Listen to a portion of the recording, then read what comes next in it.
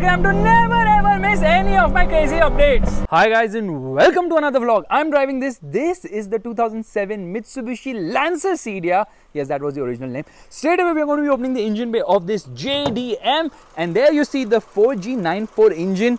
Okay, it sounds quite refined. It says Mitsubishi 16 valve, but it is an SOHC engine. There is insulation there which helps, and this is where the air intake has been given so that it can pull in air, which is going to shut the hood. Now this happens to be the Mitsubishi Cedia Sports, but doesn't have the sport bits which was offered I think later. Anyways, you can see the lights are completely blacked out. You can't see much. There are fog lights here, and the sports variant later had a sportier bumper. It also had Oz alloy wheels, not these basic plain ones, and the size of the tires happens to be 195/60/15s. It looks absolutely yum in this yellow color. Look at it, what a beautiful looking car. This is the 8th generation of the Mitsubishi Lancer. It's known as the Cedia because it is Century, okay, I keep forgetting, but it means Century Diamond Cedia. It's kind of a weird way to put it. Says 2.2 here because it uses a 2-liter engine, of course, and we are going to get to the rear seat first. So there are no door pockets here at all. Rear seat comfort seems quite nice. It has this, I don't know, treatment here, I don't know for what, but center passenger does not get a head, and there are no adjustable headrests at the rear, which is quite shocking. There are twin cup holders here in the center armrest. There is an ashtray, so a lot of focus on the ashtray, and there is a hump right there. Once I sit inside, I realize that legroom and kneeroom is actually quite nice, but under thigh support is not the best. You get magazine holders here, height adjustable seat belts at the front, and the dashboard is a work of art. It looks absolutely lovely. Quality is very good here indeed, and the doors also open decently wide. 3 people will be a tight fit inside, and headroom is kind of adequate. There's light placement here. The seats are quite comfortable. I'm impressed by the seats for sure. Window area is also big enough, and the doors have amazing quality. I mean, they feel like they're built to last, of course, and when you shut it also, okay, look at the build quality of this car. You don't have to put in any effort. I'm just like pushing it and there it shuts. No effort whatsoever. This is what is the real soft closed doors. Now the tail lights look very much aftermarket. Just look at those lights. Aren't they aftermarket? Obviously I have turned on the hazard light, the indicator, of course. Says sports here. Meanwhile, you get a spoiler with a high mounted stop lamp as well, and from the rear the car looks very purposeful. There is the exhaust which has a sort of a different treatment, and it says Cedia right here, Mitsubishi logo right there as well, and I just push it to open it because I've already opened the boot earlier. So boot is decent size, but because of the car cover I can't really see how much is the space, and you get a full size spare wheel with an alloy, of course. Listen to this. The sounds of this car are just amazing. It's a next level sound, okay? It sounds so nice. Everything sounds so nice inside this car. This is for the height adjustment of the driver's seat. Again, very comfortable seats. You get door pockets at the front because you don't get any at the rear. Power window controls seem basic, of course, and there seems to be a one touch up. No. One touch is only down for the driver's side. Here you get the headlight leveler. This is to adjust the intensity of the instrument cluster. This is for the outside rear view mirror adjustment. This is for the fog light. There is a dashboard which is unbelievably good, honestly. You get a proper dead pedal there as well. Okay, here you get storage space. Below here you get more storage space. Twin cup holders, coin holder, massive handbrake, nice silver treatment here. Ashtray, of course, Galileo feels nice to hold. There's some storage space here. There's a lot of storage space there, and I love the way the dashboard has been done. Here you can flip for dimming it. Of course, there's no auto dimming. There's a mirror here. Same should be the case here, but no, there's just a toll receipt holder. Let's turn off the indicator. There's the clock. You can't really see what's there on the clock. A very basic audio system. I think it came with Kenwood and Blaupunkt also. These are the controls for the air conditioning, of course. There is a 12-volt charging socket. Steering is nice and big. Very good to hold, but what I really love is the instrument cluster. Just look at it. Okay, you get a tachometer, a speedometer, fuel meter, temperature meter. Alright, and a multi-information display below, and you also get telltale lights everywhere. In fact, it's got twin trip meters. Well, that's about it. Twin trip meters and an odometer. So kind of basic in that regard, but this car's quality is just unbelievable. I never expected quality to be so good inside this vehicle, but Mitsubishi really surprises. Okay, the key is kind of basic because one second, I need to use my other hand for it. Yeah, basic key. So there's no keyless entry, there's no button so you can unlock the car. You have to put the key inside to do it as well, and there's no swiping up business happening.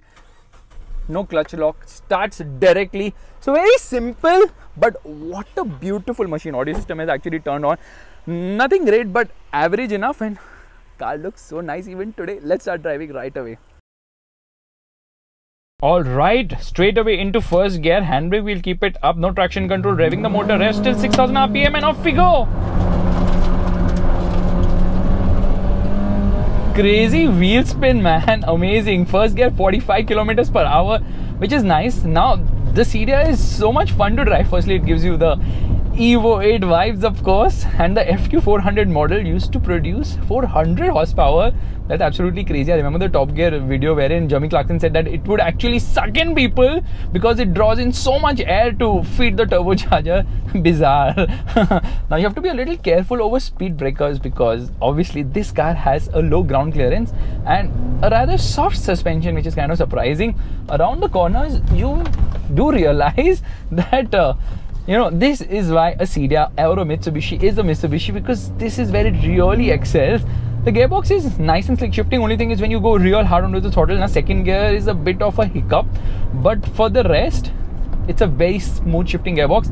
The clutch is also light, but the travel is really very long, just like the length of this car. And I like the fact that the ride is unbelievably good. The ride is super duper awesome. And the whole balance between ride and handling, this car does it like nobody else. Trust me on that. Steering is a tad too big for my liking, but then the handling is good, so nothing much to complain about. The steering consistently weighs up. Now this is a hydraulic steering wheel, so obviously it will be amazing in terms of feel and feedback. It's like a gymkhana run which I'm doing, going through corners, making turns and all that stuff. Okay, so let's get to the heart of the matter. A 2-liter engine, which is SOHC. It doesn't get dual cams, so it's a single cam, and it produces just 115 horsepower, which isn't much, to be honest. So they have detuned this engine dramatically for India, given it like really little power, and torque output happens to be 175 Newton meters. What is the result? Well, they claim it will go from 0 to 100 kilometers per hour in 10 seconds, which is decently quick, not very fast, but problem is there is no punch as such below say 4 and 4,500 RPM, because everything is in the top end of the rev range. So the car kind of struggles lower down the rev range, and the engine is not able to exploit the whole chassis of this car, which is unbelievably good. So although the car looks very racy, it just doesn't go as fast as it looks, and that's the major problem with the Cedia. Now they launched it in 2006. They gave us the facelifted model in India and they discontinued it in 2013. Actually, I think end of 2012 they shut production because they were like, we will only focus on SUVs because SUVs are selling. Look at Mitsubishi being a Japanese company thinking of focusing on SUVs so long ago, and then obviously look at Honda. They're still trying to figure out whether they should focus on SUVs or not. Okay, now with age, obviously a little bit of a toss has happened to the suspension and the springs. We're going to come to a halt here and launch. Handbrake up, revving the motor. A decent amount of grip on the tires.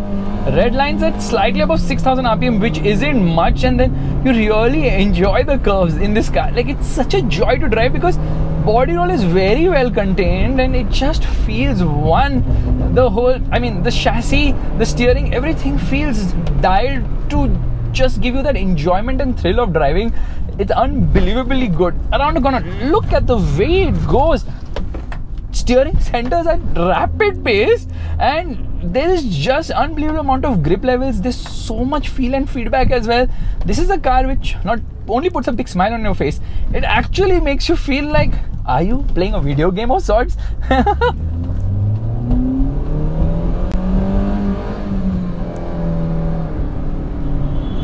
Yeah, because of the lack of granite, bogs down from first to second. Brakes are fine, yeah, they could be better. So everything other than the engine, fab. Alright, into first gear, revving the motor.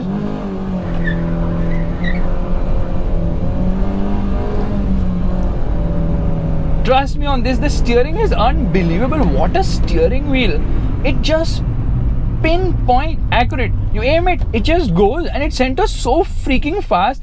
You're like wondering that, is it me who's driving or is it autonomous? Because it's just crazy level of feel and feedback from the steering wheel. Amazing handling, and I'm surprised by the level of grip on offer as well. The tires do a great job here somehow, not only in terms of grip but also to contain that wheel spin, obviously the engine doesn't really let you spin the wheels as aggressively as you would wish, because the engine is the fly in this ointment. Trust me on this. It just doesn't have the level of performance which you would expect from a car which looks yellow colored and kind of RS and have sports on the boot lid. Other than that, pretty enjoyable to drive. Now, fuel efficiency is not the forte of this car. Obviously, 2-liter petrol engine is obviously going to drink quite a bit of fuel. It will return between 8 to 10 kilometers per liter depending on your driving style. But what is a bigger issue happens to be when you're planning an overtake. You have to be in the lowest gear possible and hoping that there is no one coming ahead, because it just is not able to manage that overtake, because you have to be past 4,000 or 4,500 RPM. That is where the meat of the power band lies. Otherwise, power delivery is mostly linear. Top end is frantic. It's superb. It's very enjoyable. But then it comes to an end very abruptly around 6,000 RPM. Come on, this is a Japanese engine. It has to be reliable. It has to reach 7,000 RPM. It has to vibrate the whole car like mad, but it does none of that. It's no VTEC here. There's no VTEC magic as such. They could have got the Mavic, which obviously could rival Honda's VTEC, but no, they chose to, just give us an engine which doesn't really excel enough of bitching about the engine. Let's get into higher gear. Now we are into third gear. The price of this car was, I think, around 10 to 12 lakh rupees. Back in the day, on road obviously I'm talking about, which was fine. I think around 10 lakhs on road, and they had two variants. There was the Select and there was the Sports. The Select was, oh my goodness, the engine is becoming so vocal. We are in third, bro. What is happening? Gearing is short. The RPM meter is not moving as fast as I would have expected it to. But yes, it pulls in decently. I'm quite impressed by how this engine is like a very hidden gem of sorts. It's not the one which makes too much noise. It's not the one which is apparently enthusiastic. It's a one which is a silent performer, because you can't have much inside also. I think insulation levels are also quite nice here. So the Mitsubishi Lancer Cedia, what an amazing machine. Unfortunately, Mitsubishi killed it. I think HM killed it more than Mitsubishi, because this car really deserves to sell in much better numbers. Here we're going to come to a downshift, and look at this. I'm going flat through this corner. Flat, okay, flat onto the throttle. It doesn't bog down, but it misses to reach the ton in second gear by a slight margin. So gearing could be slightly taller to make it more faster, and with taller gearing the fuel efficiency could have been better. But no, Mitsubishi did not care about all that and more. All they cared was making it look racy and sporty. And talking about that, another very important thing is that not only in India, where they kept selling the Lancer as it is along with the Cedia, the next generation of the Lancer, they did it in multiple parts of the world. So that strategy was also kind of stupid maybe. Here we are into first gear. No point stopping and launching, because it doesn't make a difference. First gear 45, second gear is just under 100, and in third it will take you to, I think, to 130. In fourth, oh, there, slightly under 100 in second, which is the disappointing part here. Otherwise, I'm all praise about this car. The handling, my god, it puts a big smile on your face. Fantastic chassis. It's a chassis which deserves 400 horsepower, dare I say it. It will handle it, and it will do it with such ease. You will wonder that maybe this car deserves even more horsepower. Now we're talking about 2-liter engines producing 400 horsepower with Mercedes and all these brands which are downsizing hybrid and all. No hybrid bullshit in the Lancer Evolution. Just pure performance, pure punch, pure grunt, and absolute happiness as well. Now here's an opportunity to take a U-turn so you can see the turning radius. I've given the indicator. There's no one coming from the other side. So here you see, here we go. Center so freaking fast, unbelievable a car. So this Mitsubishi Lancer Cedia and the Tata Punch, both are brothers from different mothers, because both of them look nice, have good ride and handling balance, but suffer when it comes to engines. Of course, this engine is way better even when compared to segment rivals, when compared to the one on the Punch, which is kind of disappointing. But let's not get the Punch into the picture at the moment. Let's just focus on this Lancer, because you don't like to drive one every day, do you? And when you drive it, you realize that Mitsubishi leaving India, it's a very sad moment. Although they are planning to come back, not really, Hindustan Motors is planning to come back. So yeah, the horn is having some amount of cuff. Now let's see how difficult or easy it is to overtake this Punch ahead. So here I'm in first gear, and that will be my best opportunity to actually overtake this Punch. And now I'm going to get hard on the throttle in 2, 0, 1, and off we go. That was easy, done and dusted.